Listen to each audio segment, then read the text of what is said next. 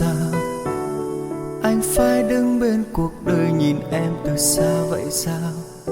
Trong cơn say anh cố khép đôi mi lại, chìm vào thời gian trôi. Bao đêm rồi anh vẫn thao thức.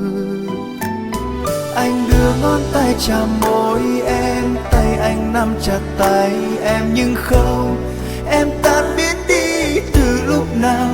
Rồi anh nhận thấy hai ta chỉ đang đi trên hai con đường song song, sẽ không bao giờ gặp nhau. Mình rời xa nhau có chăng cũng chỉ vì em đã đổi thay để anh trở thành một người nữa.